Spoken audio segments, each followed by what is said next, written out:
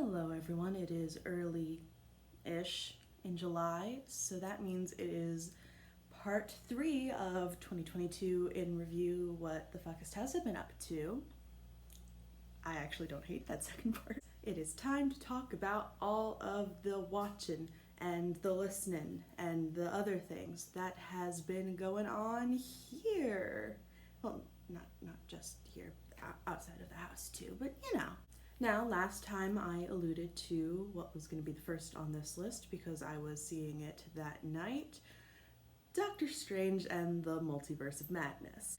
Now, to contextualize my opinions, I feel like it is only fair to point out to you that Doctor Strange is still one of my least favorite movies in the MCU, and I own a WandaVision costume. So I'm just a bit biased here. That context definitely affects how I feel about the movie.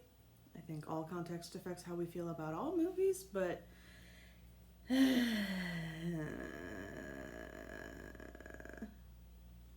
let's start with the nice things. I really like the direction of the movie. It looks really fucking cool. This was my first delve into spooky Sam Raimi. I can't horror, so even Evil Dead would be a big thing for me. I haven't gone there. So this was really cool. I haven't gotten to see anything like this. And I don't think there's many things that are like this that are not Sam Raimi. It definitely is one of those films where you can feel a director's fingerprints. The fights were so cool, except for the first one, which got so boring that about a third of the way through I started translating it into D&D mechanics just to keep myself engaged with the film. But the Illuminati fight, the music fight, oh my god. And the performances were all really great. I mean, Elizabeth Olsen doing Elizabeth Olsen is always gonna hit. I will always be a Peggy Carter stan, so seeing Haley Atwell made my heart so happy. Patrick Stewart was bringing gravitas. John Krasinski was very fun. He was really good as Reed Richards, and I can see why people wanted this for so long. Ben Straw Cucumber was doing his thing, and it was his thing. If you like it, you like it. If you hate it, you hate it. And if you're somewhere in the middle, this isn't going to change your opinion in any way. Unfortunately, I have found I don't really care for this new Michael Waldron guy as a writer. His dialogue's fine. His ideas are actually very intriguing, which is part of why it's so fucking frustrating to me that his pacing and his character arcs are so bad. Only one person goes through an arc in Multiverse of Madness, and it's Wanda, and that's great because Wanda's the best. However, Doctor Strange should probably go through an arc in a Doctor Strange movie. The only movie so far he's gone through an arc in is a Spider-Man movie, and that's a little strange, no pun intended. But you'd think he would get an arc, and also, Wanda's arc is so fundamentally confusing. Like, I've heard people argue, oh, it's the Darkhold, so of course it happened.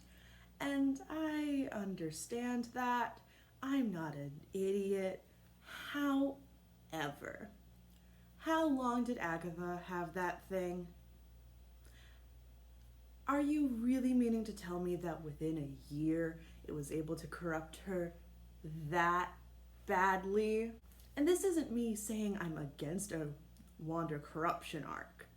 I just needed the fucking arc to go with the corruption. And so I'm in this really weird position where thinking about the movie pisses me off because no one goes through a fucking arc, and there's all of these themes introduced of changing your fate and are you happy, are you satisfied, is being content enough, how do you work through all of that, what are the consequences for your actions, should there be consequences for breaking the rules, what rules can't be broken, all of this really interesting shit that doesn't fucking go anywhere. And it pisses me off. But it was still really fucking cool. And so I'm in this really weird position where I kind of just want to watch like 5 scenes again. I've been explaining it to friends as I think the movie is fun but not necessarily good. And I think that is the most concise way to explain my opinion. I will gladly Nando v Movies the shit out of this one because there's so much potential here that just doesn't happen, and I feel like I can fix it. The next thing was certainly less intense for me than that, thank goodness. With as many European friends as I have, it's kind of a miracle I hadn't been forced to watch Eurovision before this year. Forced is a strong word. I was invited to a watch party online, and we'd had canceled D&D over Eurovision, so I basically had to, just to see if it was worth canceling D&D for. And it was! It really was! I've been in Joseph and the Amazing Technicolor Dreamcoat twice. I love camp, and it was being delivered throughout that entire competition. I've incorporated 2 of the songs into my regular listening, Hold Me Closer and Fade to Black. Watching it with friends is definitely the way to go, especially if you are not from Europe, I think. If you have European friends, that is a really fun thing to do. It was very accessible as an American. I was really enjoying myself, and our entire group is now officially crushing on Mika. I think it was a really fun time. I really enjoyed it. It's long. I did not realize how long it was, which is fine.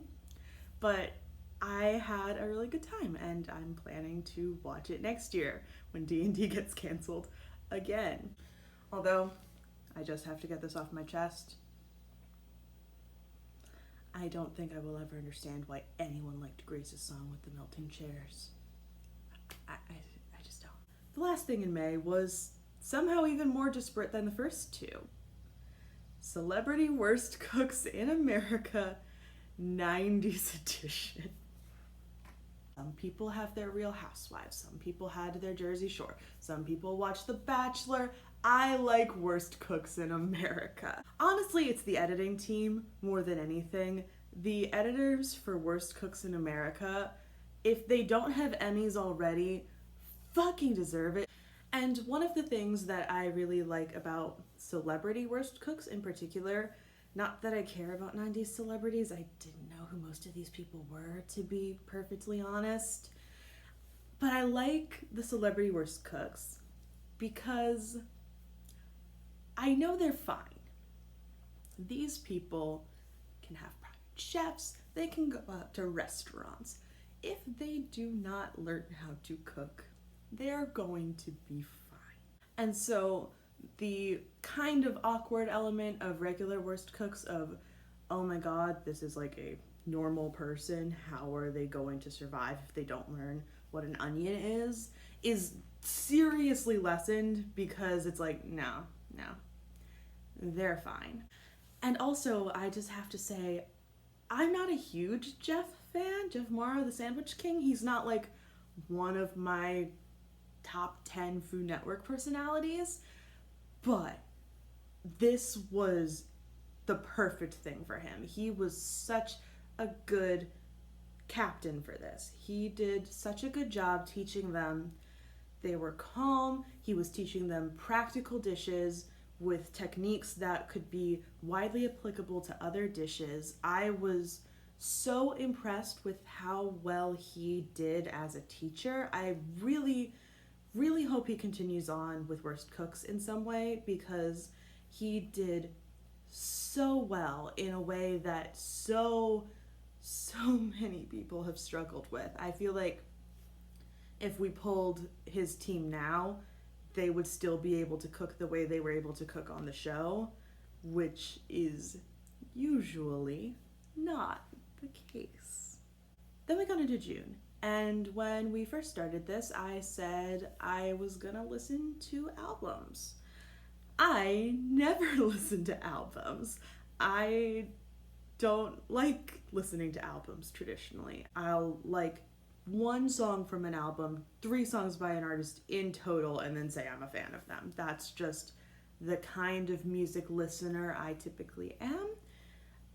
I don't listen to a lot of albums. But I said I was gonna listen to albums. And so I was like, all right, I have to listen to at least one album. And if you were, on a TikTok or an Instagram or an anything with videos in late May, early June, you were hearing clips of Harry's House, Harry Styles' new album.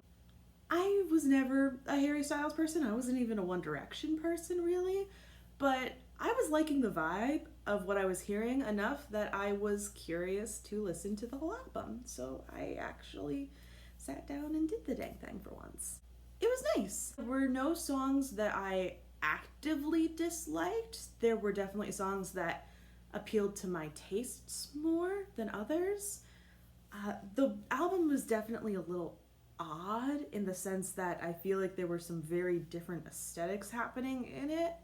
And so it was a little odd to hear something like Music for a Sushi Restaurant and Matilda on the same album, for instance. Daylight and As It Was have been incorporated into my everyday listening. I made a summer 2022 playlist, and those are both on it, as is Matilda, which is also now on the Brina playlist, number 50, because it made me cry the first several times I listened to it, and it's exactly that kind of...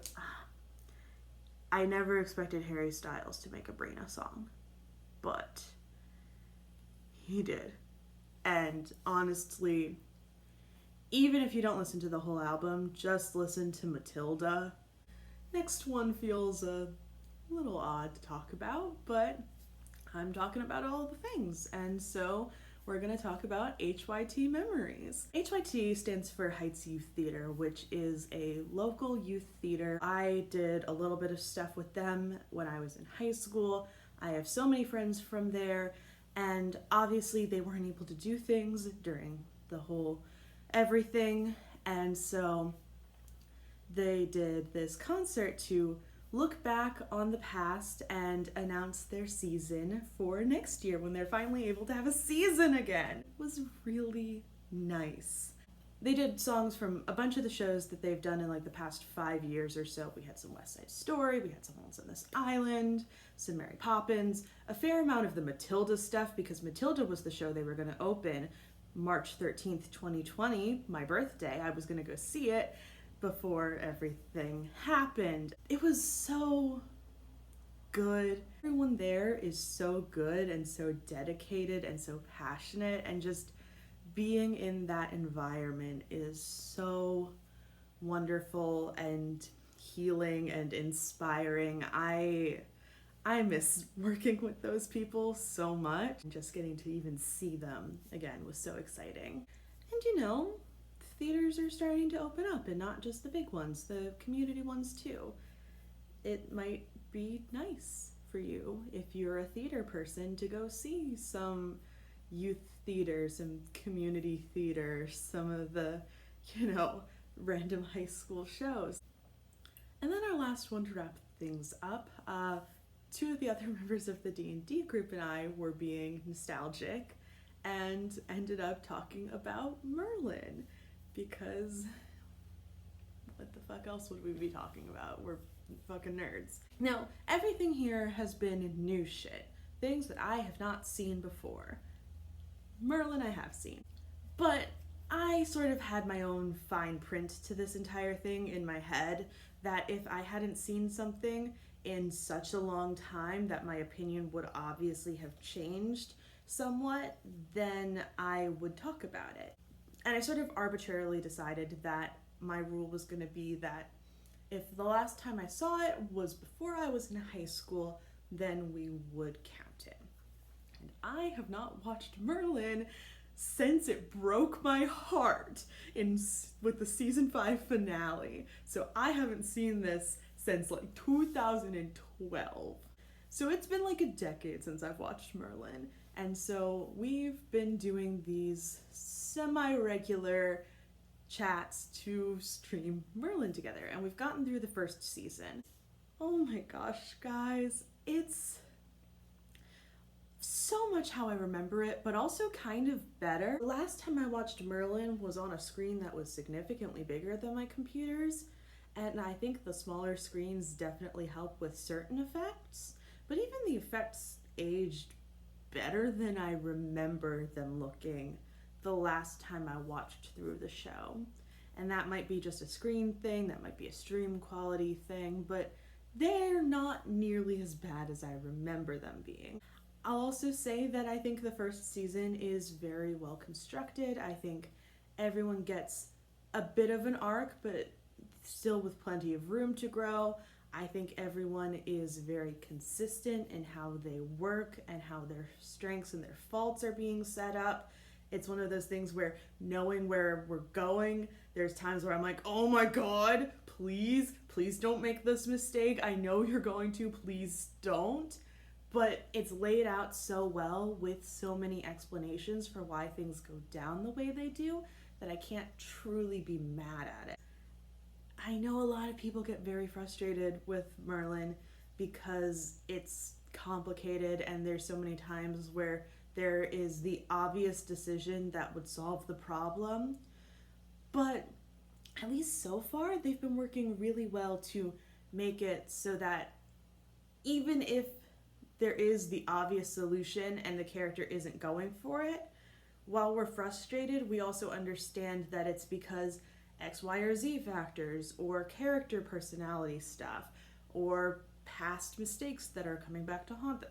They're setting it up very well to the point where so far no one has made a decision that was terribly frustrating other than Uther, but every decision Uther makes is frustrating. So that's kind of the point. I really am enjoying getting back to it so far. You know, the cast is still delightfully charming. I love all the characters, the costumes, the sets. It's so much how I remember it, and so far that is delightful. It's really nice getting back to that. It's been a long time.